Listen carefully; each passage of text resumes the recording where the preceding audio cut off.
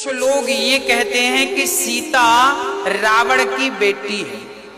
अब सीता का रावण से क्या संबंध है, कैसे बेटी है, ये भी मैं आपको स्पष्ट कर दूं।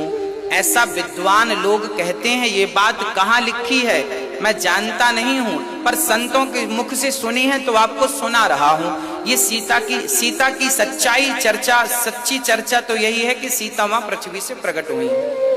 पर कुछ लोग ये भी कहते हैं कि रावण की बेटी है। अच्छा, रावण की बेटी किस आधार पर कहते हैं वो भी मैं आपको स्पष्ट कर दूं। बात ऐसी है कि एक बार रावण संतों से खून लेकर के, रावण संतों से टैक्स किसका लेता था जानते हो? उनके खून का टैक्स लेता। चलो टैक्स में अपना खून दो।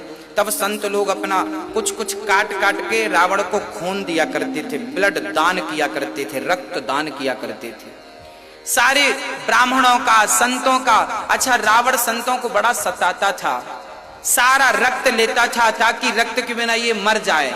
हाँ, तो टैक्स में रक्त लेता था। एक घड़े में इसने सारा रक्त भरा संतों का और मंदोदरी को लाकर दे दिया। एक बार रावण के मन में कुछ खिचड़ी चल रही थी। मैं अभी बताऊंगा क्या खिचड़ी थी। खिचड़ी ये थी, रावण जनक से बहुत जलता था, क्योंकि जितनी सुंदर लंका थी ना, उससे कई गुना ज्यादा सुंदर मिथिला थी। मिथिला बोले तो आज वो मिथिला बिहार में, बिहार प्रांत जो नेपाल से लगा हुआ है वो मिथिला नगरी है। तो ये जो नगरी थी ना बड़ी सुंदर थी, बहुत सुंदर थी।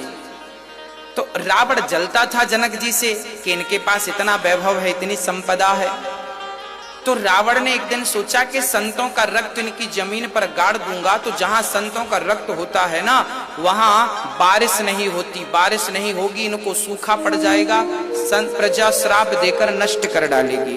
तब संतों का रक्त इकट्ठा किया रावण ने, और इकट्ठा करके और वो मंदोदरी को देता है कि जरा तुम संभालना, हम आएंगे ले जाएंगे।